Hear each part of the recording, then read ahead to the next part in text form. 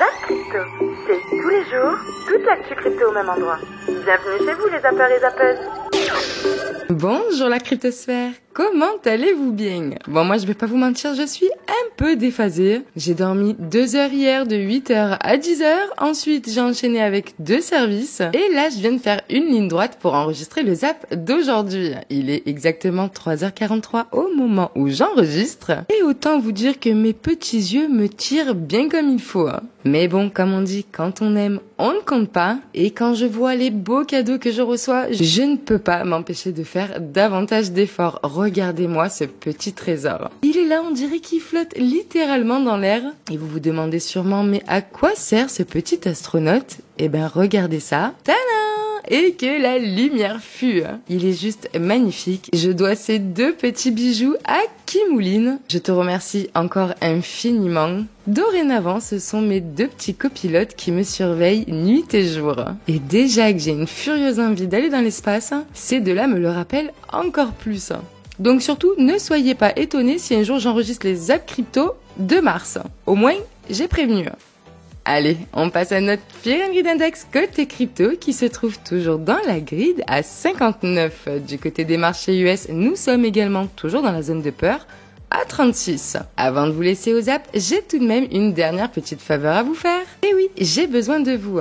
Nous aimerions beaucoup organiser des petites soirées crypto et j'ai besoin de savoir approximativement combien de personnes pourraient être intéressées. Parce que si on n'est que 30, eh bien évidemment que le coût ne sera pas le même que si nous sommes 300, voire 500. Et mon but n'étant pas de faire une soirée avec un prix d'entrée à 300 balles, eh bien j'ai besoin de jauger votre enthousiasme sur ce petit projet. Donc n'hésitez pas à prendre 1 minute top chrono pour me cocher au moins le oui ou le non, si ces petites soirées pourraient vous plaire. Alors malheureusement on a émis choix multiples, mais apparemment ça fonctionne pas, mais bon. Déjà, choisissez une ville, sera pas mal. Et je vous retiens au courant sur ce petit sondage à la fin du mois. Et je remercie évidemment tous ceux qui ont déjà pris le temps de le remplir.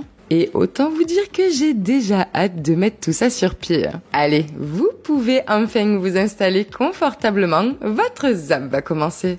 Je vous souhaite à tous une excellente journée. On se retrouve demain pour une nouvelle vidéo. C'était Zap Crypto. Bon, on commence tout de suite avec, j'ai envie de te dire, Dukwon, hein, qui va faire le tournée. Voilà, avec la meilleure nouvelle de la semaine. Je pense qu'on est plusieurs dans le monde à l'aimer comme il faut. Mais en ce moment, c'est plus les gouvernements et plus les autorités qui l'aiment de mieux en mieux. Donc, le jeune Dukwon, le jeune effronté, s'est fait arrêter à l'aéroport. C'était où? Au Monténégro? Au Monténégro, c'est ça. Faux passeport Dubaïote. Il allait partir pour Dubaï et bim, il s'est fait arrêter, le mignon. Alors, le titre dit l'arrestation du roi de la crypto confirmée au Monténégro. Alors, je ne savais pas dans un premier temps que c'était le roi de la crypto. J'apprends quelque chose quand même.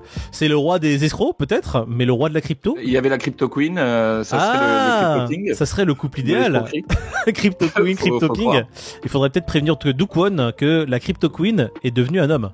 En plus, ils ont bien fait de le choper parce qu'il y a même le directeur financier qui était avec lui qui prenait l'avion pour Dubaï. Donc, ils ont chopé les 2 en même temps, là. Bah, ils se sont dit quoi, les 2? On va prendre des vacances, c'est ça, à la plage? Hein, mais t'avais entendu déjà, on avait déjà entendu ce son de cloche, hein, comme quoi ils seraient au Monténégro, se cacher et autres. C'est ça. Et là, je crois que ça devait se réchauffer autour de lui, l'atmosphère. Donc, billet d'avion, départ pour Dubaï, faux papier et... Alors attends, pas par la case départ, on vient de me donner l'itinéraire de vol et de ses vacances. On va le regarder ensemble tout de suite, la team. Qu'est-ce que vous en pensez? Hop là, on voit tout de suite apparaître le cheminement que Dukwon voulait prendre. Donc on le voit, il était au Monténégro, dans cette région du monde. Il comptait prendre l'avion pour Dubaï. Apparemment, il avait pris un fabuleux hôtel dans un resort 5 étoiles, payé bien évidemment avec les fonds de Terra Luna. Hein, c'est ce que je vois sur la feuille. Coup dur pour Dukwon, coup dur, il ne pourra pas. Coup dur pour Dukwon, mais pas coup dur pour les autorités. Tout le monde veut régler ses comptes avec lui, malheureusement. Donc pour lui, hein, j'entends, heureusement pour nous. Ouais. Donc là, t'as les États-Unis, t'as la Corée du Sud, tu as le Monténégro, même pour l'histoire des faux papiers, pour le vol et autres. Donc lui, là, je sens que ça va être très très bon là. Là, s'il voulait tout compris, un all inclusive, je crois qu'il l'a. Bah là, ça sera pas l'hôtel malheureusement, ça sera les baffes inclusive. Je pense que chaque commissariat par lequel il va passer, il va s'en prendre une. La salade de doigts lui tend les mains. Ensuite, c'est intéressant, c'est que le Salvador continue son petit bonhomme de chemin, quel que soit ce qui se passe sur les marchés financiers, quel que soit ce qui se passe un peu au niveau international. Et là, ils vont encore plus loin. C'est que vraiment, ce pays veut attirer, en plus d'être un pays qui a accepté le premier à avoir accepté le Bitcoin, ils vont supprimer les taxes pour les entreprises innovantes pour attirer encore plus de fonds et attirer et vraiment être un pôle dans le monde entier pour la cryptosphère, on va dire. Nouveau paradis pour les entreprises et les investisseurs crypto. C'est bien, ils sont cohérents avec ce qu'ils font depuis le début sur le Bitcoin. Bitcoin est loin d'être parfait. Qu'est-ce qui t'arrive? D'habitude, c'est moi qui dis des trucs comme ça. Faut dire ce qui est. C'est une révolution technologique à adopter, mais il y a des choses à revoir. Vas-y, balance, je te filme. Bah, les transactions sont lentes, donc c'est impossible de concurrencer Visa pour l'instant. Ouais. Puis c'est vrai que le prix est très volatile, ça contre pas vraiment l'inflation. Je suis complètement d'accord avec toi, pour une fois. Et ça fait qu'il est pas encore assez démocratisé à l'échelle mondiale. Et t'as oublié de dire qu'il pollue beaucoup trop aussi. Non, ça c'est faux, les mineurs sont de plus en plus forcés à se tourner vers l'énergie verte. Et Bitcoin, c'est la monnaie du peuple. On en a bien besoin aujourd'hui. Oh, ça fait chier. J'étais à ça de t'apprécier, mais t'as tout gâché. Sinon, on a donc MicroStrategy, ça je trouve ça toujours super intéressant. Vous savez, au moment de l'effondrement de Silvergate, il y avait beaucoup de monde qui commençait à avoir peur de MicroStrategy parce que, alors MicroStrategy, pour ceux qui savent pas, c'est la première boîte cotée aux US, donc ils sont au Nasdaq, qui a ajouté des bitcoins à son bilan. Alors une boîte cotée, c'est pourquoi c'était important, parce que c'était, vous savez, une boîte cotée, ils ont des comptes publics, ils ont un board de directeurs. Enfin, c'est pas des décisions qu'un seul entrepreneur peut prendre, même si là, c'est évidemment drivé par Michael Saylor, qui est un évangéliste pro Bitcoin, c'est un maximaliste, un réel, un pur, un dur. Et au final, donc il a fondé MicroStrategy, et c'est l'un des premiers à avoir acheté des cryptos en propre. Et donc là, on est, ce qui est un truc de dingue, parce qu'il en a acheté, maintenant, il détiendrait 138 000, 139 000 bitcoins. Donc il y en a quasiment autant, il y en a plus. Non, il y en a peut-être pas plus que dans le fonds Grayscale, mais limite. Et en fait, il continue à en acheter. C'est sans doute la boîte, c'est la boîte la plus exposée au Bitcoin qui soit. Il avait mis en gage des bitcoins pour faire des prêts en vue d'acheter d'autres bitcoins, et c'était auprès justement de Silvergate, d'où la crainte, parce que on s'était dit vu que Silvergate est en faillite, son prêt va devenir éligible, et comme il est complètement, on peut pas être plus all-in que lui dans l'écosystème. Il suffisait qu'il puisse pas rembourser, ou que il soit à court de cash tout simplement, et au final on s'aperçoit qu'il est pas à court de cash, le mec. Il est même en train il annonce qu'il a réemprunté, il est en train de racheter 6400 bitcoins. Il s'arrête jamais. Je sais pas comment il gère, mais il gère il gère plutôt bien pour le moment, parce qu'il est passé à travers la tempête. S'il avait dû disparaître, il aurait disparu, je pense, parce que vu la tempête qu'on a eue en 2022. Et pourtant, il est toujours là, avec une société. C'est presque un fonds finalement maintenant. C'est un fonds où il vend des parts même de sa boîte à d'autres boîtes pour s'exposer au Bitcoin. On disait d'ailleurs que c'était le premier ETF. Mais en l'occurrence, lui, il est toujours là, il continue à accumuler des bitcoins, et la faillite de Silvergate ne l'a pas plus impacté que ça, ce qui est assez intéressant. Donc, quatrième news rapide, les hackers de Leur Finance rendent plus de 100 millions de dollars au protocole. Donc, on avait parlé de ça il y a longtemps. Leur Finance, c'est un protocole sur la DeFi, et a été hacké, les gens ont sorti beaucoup de TH. Et quelques jours après avoir laissé entendre qu'ils étaient ouverts à la discussion, les hackers de Leur Finance ont retourné une partie des fonds volés au protocole. Alors, qu'est-ce qui s'est passé? Les hackers à l'origine de l'attaque du protocole à finance décentralisée, Leur Finance, ont rendu une partie des fonds volés. Une première transaction de 51 000 ETH a eu lieu, une deuxième de 7 700 ETH à peu près dans le second temps. Et ça apporte le tout à peu près plus de 100 millions de dollars de TH qui ont été rendus. Et en gros, qu'est-ce qui s'est passé? Je vous la fais rapide. C'est que eux, ils étaient en mode, ok, parce que quand un protocole se fait hacker, il envoie des messages aux hackers, que tu peux envoyer des cryptos et mettre un petit message dedans dans les cryptos que tu envoies. Tu vois, tu peux envoyer $1 de TH et mettre un petit message de quelques mots en disant, vas-y, si tu rends tout le pognon, on te donne une partie. Genre, si tu rends tout l'argent, je dis une bêtise, on te donne 10% en contrepartie. Les 10%, ils sont à toi, il n'y a aucun problème, tu vois. Et donc, le gros problème des hackers en ce moment, c'est que ils ont du mal à blanchir le pognon. C'est bien de voler des ETH, mais le problème, c'est qu'on peut te tracer, on te trace jusqu'au bout du monde. Tu peux changer 8000 fois de portefeuille, on te trace. Et ce qui est compliqué, c'est après de perdre la trace des hackers. Et donc, pour ça, on peut utiliser des protocoles de mixage comme Tornado Cash et tout. Malheureusement, les protocoles de mixage, dans ce moment, ça marche un petit peu moins. Et donc, un hacker qui a du mal à blanchir, entre guillemets, ses cryptos, il n'a pas d'autre choix que de rendre et d'accepter la prime qu'on lui donne. Et c'est ce qui est arrivé. Et là, le truc marrant sur leurs finances, les hackers, c'est qu'ils étaient là en mode, c'est qu'ils étaient limite agressifs en mode, ok, allez, tenez, genre en mode rente, tu vois. Et on est là en mode, ben, qu'est-ce qui se passe? Pourquoi ils ont autant peur de vouloir rendre les ETH? Donc peut-être que derrière, ils ont peur de se faire attraper par la police. Si c'est des Chinois ou des Coréens, des trucs comme ça, si jamais ils se font attraper, c'est au revoir, merci, tu les revois plus jamais, tu veux. Bon. Et donc, bien qu'il manque encore près de la moitié des fonds, il semble que les discussions entamées en début de semaine commencent à porter leurs fruits après le vol des 187 millions de dollars mardi dernier. Genre, par exemple, là, je suis sûr, il y a des personnes qui nous regardent, qui veulent commencer, ou qui sont sur le point de commencer, ou qui sont vraiment dans leur début. T'as un conseil à leur donner, ou un truc que tu dis tout le temps aux complets débutants, tu vois. Regardez la bonne entrée, évidemment. Let's go. Il a été entraîné avant cette émission. Parfait. Non mais on verra plus tard du coup. Ouais, bien sûr, on en discute après. Parfait. En vrai, le conseil, en fait, quand t'es nouveau dans une communauté ou quand t'es nouveau dans un milieu, tu te fais, en fait, t'as toujours ce que j'appelle les prédateurs, c'est-à-dire les mecs qui vont juste cibler les nouveaux pour essayer de leur vendre des produits, des formations et leur vendre vraiment alors, il peut y avoir du qualitatif dedans, hein, vraiment, on va pas mettre tout le monde forcément dans le même panier, mais essayer un peu d'abuser d'eux, tu vois. Et donc, je pense que avant d'essayer de débourser le moindre centime, s'imprégner un petit peu de l'écosystème, s'imprégner un peu de ce qui se passe, de ce qui est proposé aussi, parce qu'il y a du gratuit comme du payant, et d'éviter de sortir de l'argent pour rien. Vraiment. Ouais, en fait, c'est un peu le piège parce que d'un côté, en fait, quand on paye pour quelque chose, on pense que ça équivaut qualité, c'est-à-dire qu'on se dit d'autres personnes ont payé, donc si je paye, ça veut dire que, si d'autres personnes ont payé, ça veut dire que ça vaut le prix, et s'ils sont contents, du coup moi aussi je vais payer parce que techniquement c'est le prix du marché, quoi. C'est ce que ça vaut. Et bien sûr, c'est aussi le truc complexe où les éducateurs, ils ont aussi besoin de se monétiser, donc voilà, c'est compréhensible. Mais dans un secteur comme la crypto ou la finance, où surtout c'est vraiment très très vaste et malheureusement, surtout dans le secteur crypto, mais je pense en finance c'est la même chose pour le trading tradi ou forex. Il y a beaucoup de gens qui se vendent comme des personnes qui sont compétentes alors qu'ils ne le sont pas.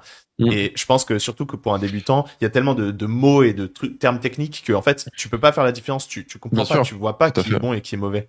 Dans cette vidéo, on va traiter d'un sujet qui m'a été communiqué par quelqu'un justement sous une des vidéos YouTube qu'on a publiées dernièrement. Et cette personne posait la question suivante: est-ce qu'il faut de la chance aujourd'hui pour pouvoir gagner de l'argent dans la crypto-monnaie ou pour réussir tout simplement dans les crypto-monnaies? Et je trouvais que c'était un sujet qui n'était pas forcément simple à répondre comme ça au premier abord, juste sous forme de commentaire. Donc ça m'a donné l'idée de faire cette vidéo et je me suis dit pourquoi pas en faire partager l'ensemble de la communauté. Donc je vais peut-être commencer assez rapidement, puis après je te laisserai rebondir, Théo. Je pense que beaucoup de gens dans la crypto-monnaie, quand ils investissent presque que à l'espérance et que à la chance. C'est-à-dire qu'ils savent pas ce qu'ils font. Ils ont un capital qu'ils ont mis de côté et puis ils investissent sur des projets où ils en entendent parler un peu à droite à gauche, que ce soit sur des chaînes YouTube, que ce soit sur certains articles, mais ils vont pas forcément au bout des choses. Ils se posent pas forcément les bonnes questions et puis ils essayent de jouer un peu sur les cycles, mais disons que c'est un peu fait à l'aveugle. Il n'y a pas de méthode, il n'y a pas de stratégie, il n'y a pas une approche qui est raisonnée, qui est réfléchie. Donc oui, pour ces personnes-là, en effet, si jamais ils arrivent à gagner de l'argent, ça se fera plus au niveau du facteur chance. Et puis il y en a d'autres qui essayent de faire attention. Alors nous, on essaie justement d'analyser fondamentalement les projets, de faire attention au cycle, de regarder aussi ce qui se fait un petit peu à côté au niveau macroéconomique, notamment par rapport au taux de la Fed, etc. Tout ce qu'on a déjà expliqué régulièrement sur cette chaîne. Ça n'a aucune garantie. C'est-à-dire qu'on peut très bien faire tout ça et finalement se rendre compte quelques temps après qu'on a perdu de l'argent. Comme on le dit tout le temps, dans l'investissement et dans les cryptos, il n'y a aucune garantie de réussite. Et je pense que qu'on le veuille ou non, de toute façon, il y a un certain facteur chance aussi. Ça, on peut pas l'oublier. On est au bon endroit au bon moment. On a investi au bon endroit au bon moment. Oui, on peut très bien faire nos recherches, on peut faire tout ça. Il y a quand même, je pense, un minimum de facteurs chance. Mais là où il y a le risque, là où il faut faire attention, c'est si jamais on repose tout uniquement sur le facteur espérance et le facteur chance, de se dire, voilà, j'entends un YouTuber qui va parler d'une crypto-monnaie qui va exploser, qui va faire 1 fois 100. Ah bah tiens, ce YouTuber, il a combien d'abonnés? Il a 500 000 abonnés ou 600 000 abonnés, peu importe. Et puis, ok, il en sait forcément plus que moi, donc je vais mettre mon argent dessus, voilà, parce qu'il forcément, il a plus d'expérience et plus de connaissances que moi sur le sujet. Et c'est justement là où la plupart des gens perdent de l'argent parce que ils remettent, on va dire, plutôt leur leur espérance de gain auprès d'une expertise qui, la plupart du temps, peut même être très discutable sur certains youtubeurs ou certaines personnes qui peuvent présenter un certain type de contenu, notamment, et on le répète à plusieurs reprises, mais tous les contenus sponsorisés que vous pouvez voir sur Internet, nous, avec Mickaël, typiquement, on n'en fait pas et on n'en fera sans doute jamais. La plupart des produits qu'on vous présente, les services qu'on utilise, c'est des services justement qu'on utilise déjà de notre côté et qu'on vous présente parce qu'on apprécie justement tout ça, mais on n'a pas été payé pour parler d'un projet en question et on le fera sans doute jamais. Par contre, c'est pas le cas pour beaucoup de personnes sur Internet qui, typiquement, pourraient être payées pour vous parler positivement d'un projet en question. Donc, est-ce que cette personne-là, elle sera amenée à vous donner un bon retour objectif sur un projet, sur une crypto, vous donner toutes les informations, peut-être les points noirs ou les risques auxquels vous allez être sujet si vous investissez sur ce genre de projet? Si cette personne-là a été payée ou rémunérée pour parler de ça, je suis pas convaincu. Honnêtement, je vais être tout à fait honnête avec vous, cette loi est nécessaire. Elle m'arrange pas, puisque j'ai des liens d'affiliation avec Bybit, j'ai des liens d'affiliation avec Binance, j'ai des liens d'affiliation avec Walcho. Binance, logiquement, ça devrait passer. Pourquoi? Parce que apparemment, il y aurait une exception par rapport aux échangeurs ou par rapport aux projets crypto qui sont enregistrés PSAN. Et à chaque fois que je lis ce type de choses, la première chose qu'on a en tant que réaction, qui est une réaction humaine, c'est nul, ils sont chiants, ils ont jamais rien compris, c'est pas bon, ça tue mon business. Ouais, ça c'est la première réaction. J'essaye de contrer ça en essayant de me persuader en quoi est-ce une opportunité pour moi. Tout ce qui nous arrive, tout ce qui m'arrive, tout ce qui doit nous arriver, doit être pour nous considéré, du pire comme le meilleur, comme une réelle opportunité. Je vais vous en donner une incroyable opportunité. On en parle depuis quelques semaines, voire quelques mois maintenant.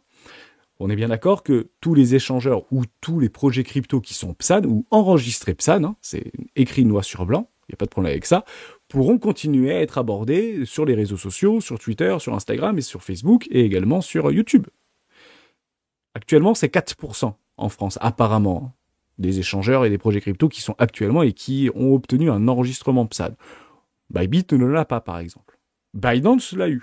Donc vous allez peut-être voir de plus en plus du Binance arriver en partenaire, etc. ou parler de Binance, des airdrops Binance, des launchpad Binance, etc.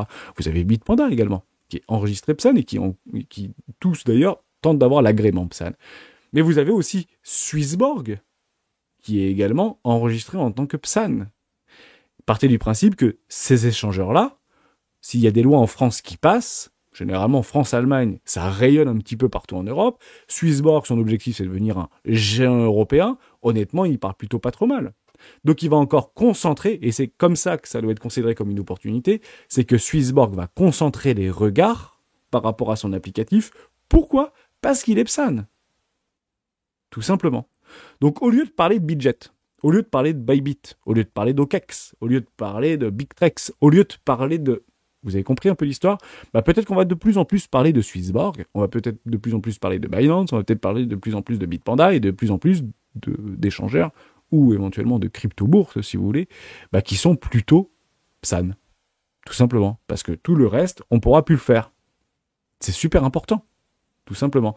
Les banques américaines font face à leur plus grand défi depuis plus de 10 ans avec des pertes de plusieurs milliards de dollars qui affectent l'économie et mettent de nombreuses banques dans une situation très délicate. Au cours des dernières semaines, nous avons assisté à un développement rapide de la situation avec une série de banques américaines qui ont fait faillite et un chaos qui s'est propagé jusqu'en Europe. Cela a maintenant entraîné la chute du Crédit Suisse, l'une des plus anciennes et l'une des plus grandes banques du monde, et les médias font passer tous le même message. Ce message, la Réserve fédérale est venue à la rescousse, qu'il n'y a rien de mal avec notre système financier et qu'il n'y a rien à craindre, c'était juste un petit accroc. Mais malheureusement, la réalité est très différente. Et un nouveau rapport d'économistes du réseau de recherche en sciences sociales nous indique que 186 autres banques américaines sont au bord de la faillite. Elles souffrent de problèmes similaires, ceux qui ont causé la chute des banques précédentes, et ce nombre est bien inférieur au nombre potentiel de panique bancaire qui pourrait subvenir si la situation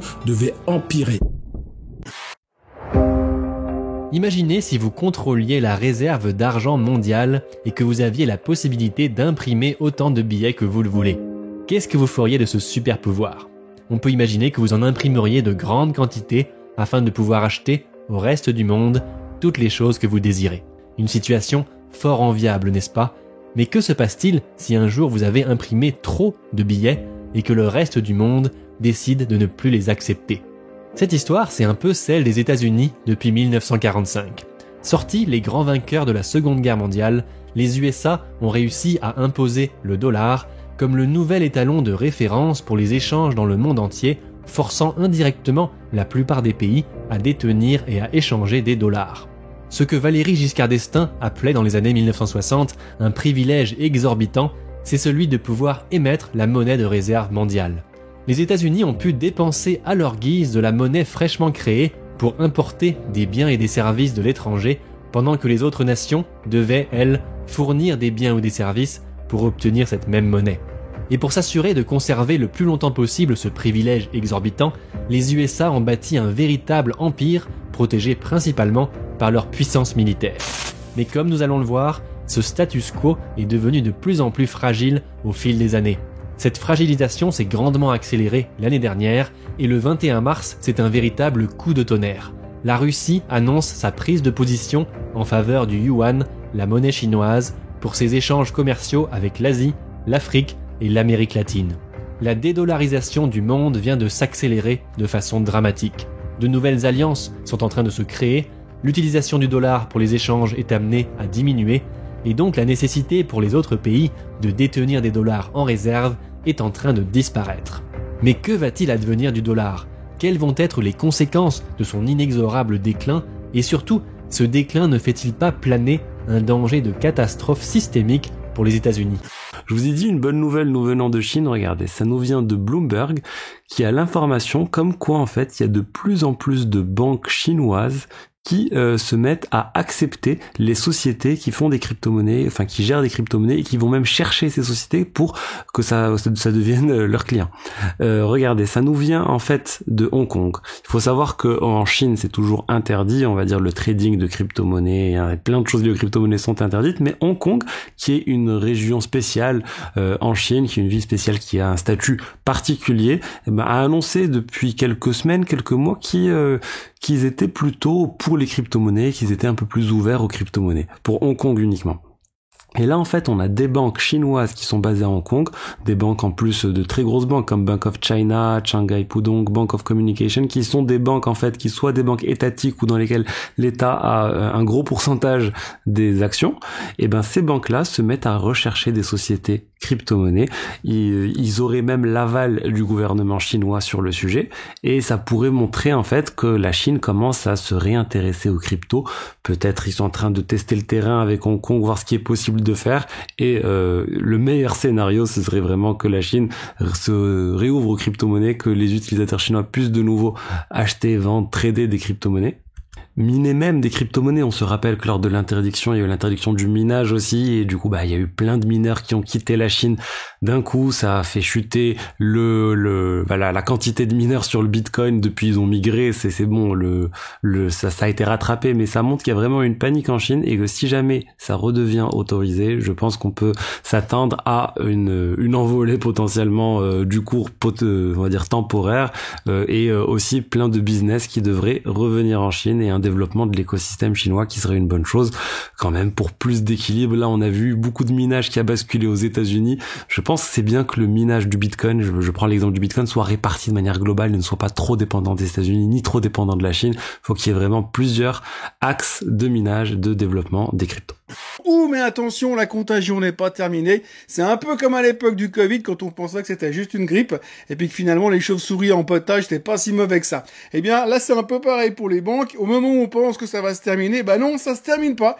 Parce qu'il y a encore des choses qui viennent, et il y a encore des choses à venir, et pour l'instant, on n'a pas l'impression que c'est complètement réglé. La bonne nouvelle dans tout ça, c'est que finalement, si le secteur bancaire est en difficulté, le secteur bancaire a moins de liquidité. Si le secteur bancaire a moins de liquidité, il a forcément moins prêté d'argent. Il sera moins enclin à prêter de l'argent aux clients, à vous, à moi, aux consommateurs. On l'a vu déjà la semaine dernière.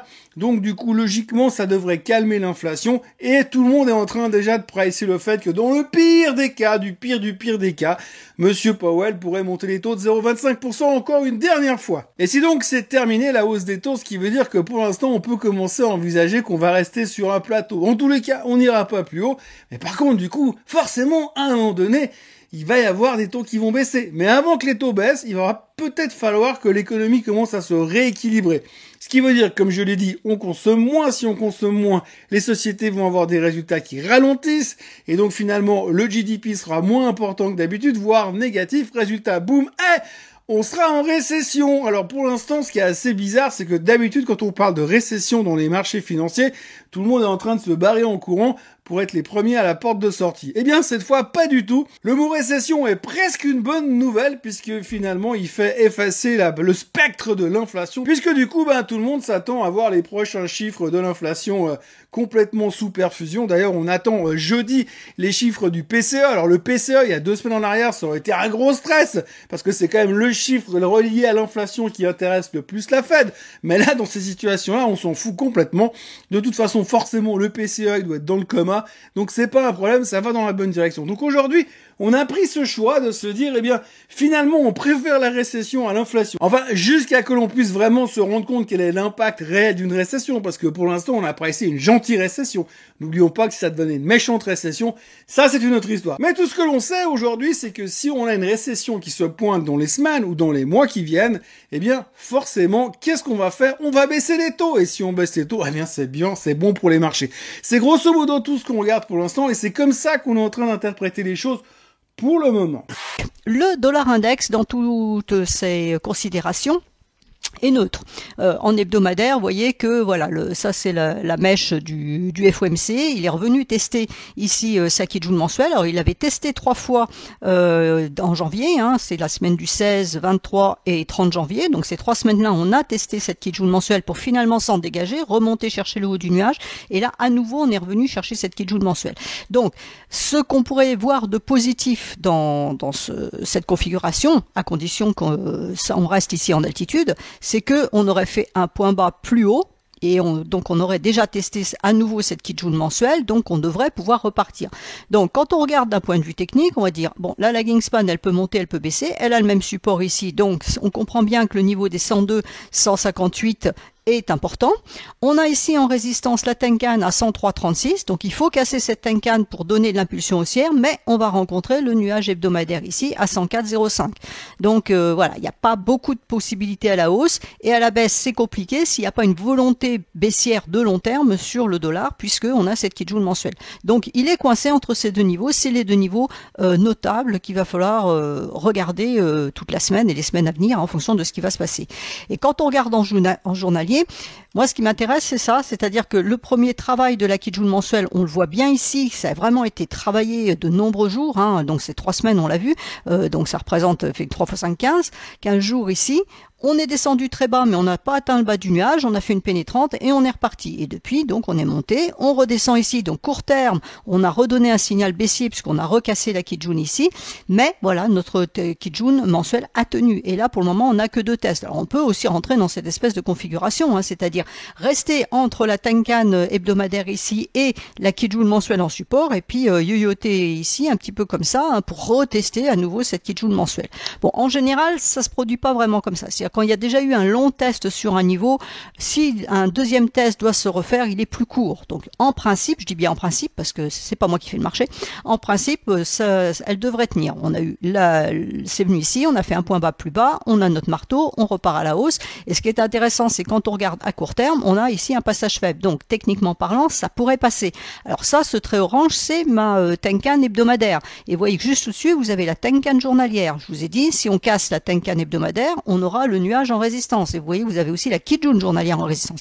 Donc vous voyez que pour monter, c'est pas simple parce qu'il y a quand même pas mal de résistance. Moyen terme avec la Tenkan hebdomadaire et court terme ici, plus le nuage moyen terme hebdomadaire ici. Donc voilà, la montée est compliquée. La baisse, c'est compliqué aussi parce qu'il faut casser cette Kijun mensuelle. Donc il faut vraiment une volonté baissière de fond. C'est mensuel, c'est vraiment du long terme. Donc il faut vraiment dire, ok, le dollar est baissier, point à la ligne. Et à ce moment-là, on va chercher beaucoup plus bas. On pourrait peut-être revenir d'ailleurs rechercher ce niveau-là sur le niveau des 100. Donc pour monter c'est compliqué, pour baisser c'est compliqué. Donc il va falloir surveiller ces deux niveaux. En semaine lit, on fut un peu déçu. Pourquoi? Parce qu'on a fait un doji. Les dojis c'est des bougies ultra onduantes puisque ça signifie pas boule, pas bear, ça signifie neutral. Et on a fait une doji pile poil sur le 0,3 et 2. Ce que j'aurais aimé c'est péter ce 0,3 et 2 pour route ici tout 0,5, mais pour l'instant c'est pas encore le cas. En plus il y a pas trop de volume sur le 0,3 et 2 vu que gros trou ici. Le volume apparaît à partir du 0,5, mais avant il n'y a pas grand chose. Donc je reste plutôt serein pour cette target 0,5, 31 910. Également sur le RSI, il y a une zone de support résistance qui a fait pas mal d'effets dans le passé en diagonale. Support ici, support, on pète à la baisse, résistance, et là on reteste cette zone si on prolonge cette ligne droite. On a également le 0,5 sur le RSI qui fait son effet puisque ici support on va toujours plus haut. Support 2 fois, on va toujours plus haut, donc lequel va gagner entre ces deux? Pourquoi pas commencer une sorte de broadening pattern ici sur le RSI, bullish bien sûr, puisque tant qu'on est au-dessus du 50, c'est bullish. N'ayez nulle crainte, tant qu'il n'y a pas d'événement majeur, de données catalysantes très négatives. Aujourd'hui, le marché, pour nous, est haussier. Bien sûr, il y aura des retracements comme dans toutes les hausses, ça ne monte pas en ligne droite to the moon. Heureusement. Et je voulais, ça c'est vraiment bien. Je voulais finir avec cela. Donc ça c'est la MA50 en weekly sur le Bitcoin. Tout ça c'est le tracé du Bitcoin depuis 2012 jusqu'à 2023 en logarithmique. Et qu'est-ce qu'on voit? Ça c'est très intéressant. On voit que la fameuse moyenne mobile 50 semaines, puisqu'on est en semaine, à chaque fois que le cours du Bitcoin passe au-dessus de cette moyenne, c'est pas un rallye, c'est un bull run. Donc ici on l'a en 2012, ici on l'a en 2015, on l'a également en 2019. Ici je vous l'ai mis en jaune parce qu'en fait là ça crosse également, ça part en mode bull run. Qu'est-ce qui s'est passé? Covid. Voilà, dommage. Exactement, donc Covid, boum, ça casse. Comme on vous le dit toujours, nous les Black Swan n'inversent pas une tendance mais la retardent. Et qu'est-ce qui s'est passé? 3 mois plus tard, on est reparti to the moon. Ici, on vient juste de crosser. Donc c'était c'était début janvier. On a crossé début fin janvier. Voilà, exactement, pour être précis. On crosse. Donc si pour nous il n'y a pas un Black Swan, la tendance est lancée. Moi, je pense au beau potentiel, c'est vrai, avril. Il y a beaucoup de news. Alors c'est vrai que beaucoup de news de gros protocoles. Est-ce qu'ils savent quelque chose que nous ne savons pas, etc. Pourquoi ils prévoient ces news qui étaient déjà prêtes il y a quelques mois et qui sont lancées là à partir d'avril? On verra bien.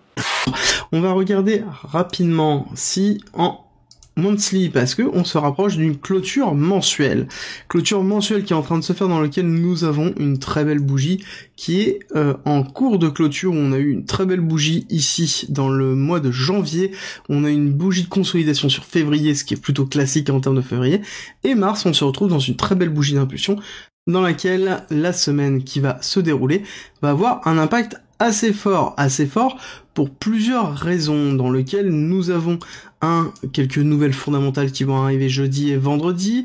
Vendredi, clôture mensuelle, et en même temps, clôture des options. Donc forcément, on va avoir du mouvement qui va modifier justement la structure de cette bougie qu'il va falloir suivre.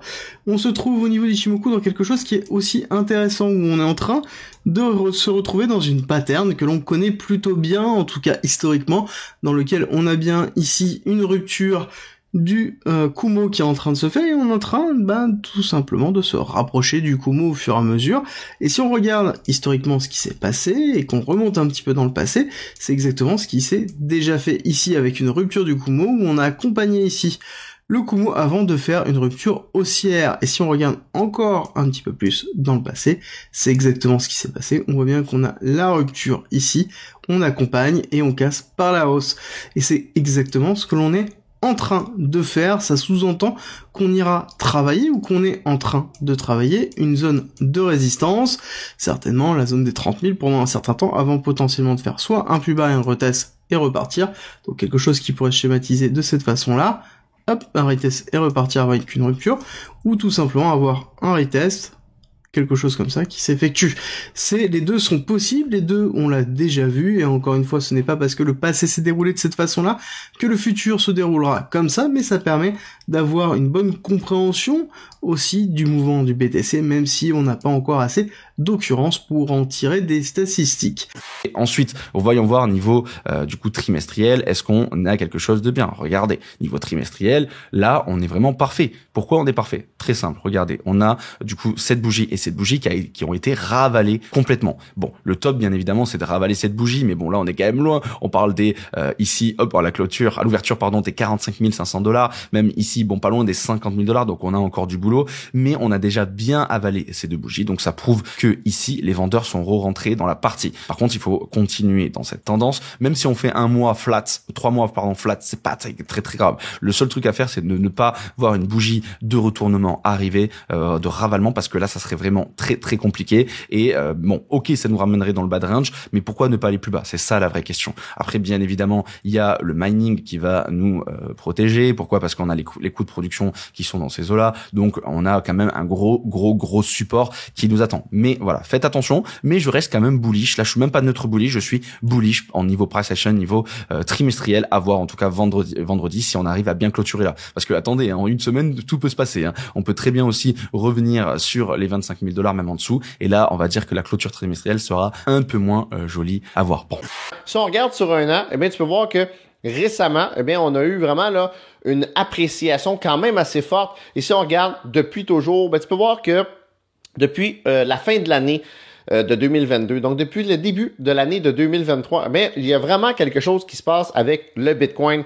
Qui décide d'ouvrir autant de machines de minage? Parce qu'autrement dit, guys, le hash rate de Bitcoin, ce que ça nous indique, c'est la puissance qu'il y a sur le réseau présentement. Et puis, plus le hash rate est haut, eh bien, plus il y a finalement de machines branchées au système. C'est comme logique, là, ça vient ensemble.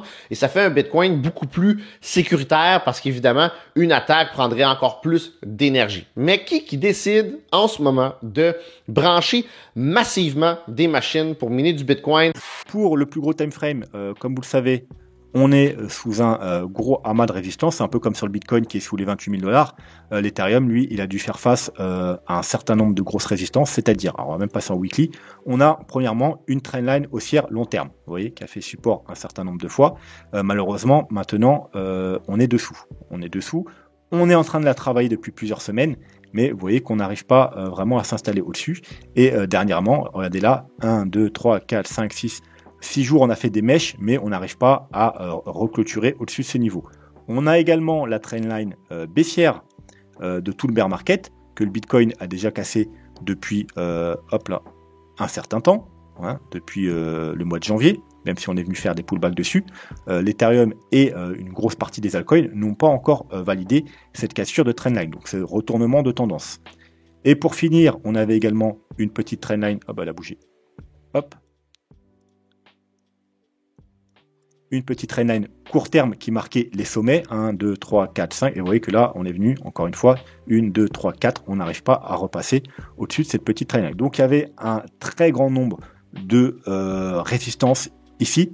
Le jeu que je vais présenter, vous l'avez vu dans le titre de la vidéo, c'est The Walking Dead Empires. C'est distribué par Gala Games, une plateforme de jeux Web3, entre autres, qui commence à se faire un nom dans le milieu, avec des expériences comme Superior, Grits ou encore Spider Tanks. The Walking Dead Empires est un MMORPG mélangeant craft et survie. En vue isométrique, le jeu m'a beaucoup fait penser au premier Fallout ou dans le même thème Project Zomboid. Forcément, c'est dans le thème de la série de comics qui est devenue une série qu'on connaît tous. Vous allez donc devoir survivre dans une vaste région plus ou moins contrôlée par les joueurs, en récoltant des ressources, bois, pierre, fer, etc. pour faire des armes, des items et un abri de plus en plus performant. Vous allez pouvoir incarner vos personnages préférés, mais ça évidemment, c'est pas pour les pauvres. En lançant le jeu, je m'attendais à rien de spécial et j'ai été très agréablement surpris. Après le choix des personnages, seuls les noobars sont dispo. On se retrouve directement dans un monde post-apocalyptique plutôt convaincant avec ses voitures cassées et ses zombies qui rôdent. Dans le jeu, pas besoin de chasser pour manger ou de chercher à boire. La survie ne se base que sur le fait de ne pas se faire doser par les ennemis. Pour vous aider à avancer, une série de quêtes est réalisable. Si beaucoup apprécient la liberté totale dans un jeu, perso sur les jeux de survie, j'aime avoir un petit journal de quêtes pour m'aider à avancer. Le premier objectif étant évidemment, comme la tradition le veut, d'aller ramasser des branches et des pierres pour crafter les premiers items qui sont roulement de tambour, la hache et la pioche. Ainsi vous allez pouvoir couper les arbres et tailler la pierre. The Walking Dead oblige, le troisième item à crafter d'urgence est la batte de baseball avec les barbelés à la Negan pour fracasser les zombax. Une fois que tout ça a été récolté, vous allez pouvoir réclamer votre zone en posant votre QG.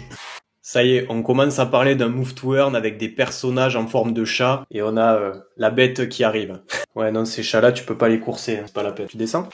Alors, vous l'aurez compris, aujourd'hui, on va parler move to earn et plus spécifiquement du projet Walken. Alors, Walken, ça existe déjà depuis plusieurs mois, notamment sur la blockchain Solana. Et pour rappel, un move to earn, play to earn, qu'est-ce que c'est ? C'est une application mobile ou un projet qui vous permet de gagner des récompenses, notamment sous forme de NFT et ou de crypto-monnaies, grâce à votre activité physique et à vos actions dans le jeu. Et le côté un petit peu innovant de Walken dans ce domaine, c'est cet aspect catlet, donc c'est le nom de ces personnages-là. Ça ressemble à des chats, mais vous voyez, il y en a, c'est un peu des croisements avec des cochons ou avec des castors. Enfin voilà, c'est des personnages un petit peu étranges que vous allez incarner au sein de l'application et que vous allez pouvoir faire progresser grâce à vos pas journaliers et aussi en les faisant combattre contre d'autres joueurs. Pour information, l'application, elle est déjà disponible sur iOS et Android gratuitement, donc vous pouvez télécharger le jeu, avoir votre premier personnage au niveau 1, puis commencer à profiter des fonctionnalités de l'application.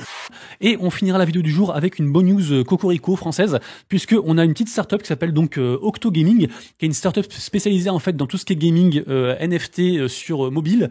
Ils ont levé encore une fois plus 1,5 million de dollars. Je crois que c'est la 3e fois qu'ils lèvent de l'argent. Et en gros, alors méfiez-vous parce que c'est quand même une petite startup, hein, mais en gros ils veulent faire du coup d'autres jeux en fait sur Solana, sur l'écosystème Solana, et peut-être que du coup ils vont faire justement des prochains NFT eux-mêmes, voire du coup une ICO, des choses comme ça, parce que du coup ils ont aussi un token en fait qui est associé au projet. Donc à voir. Ceux qui sont intéressés, bien sûr, le lien en description. Si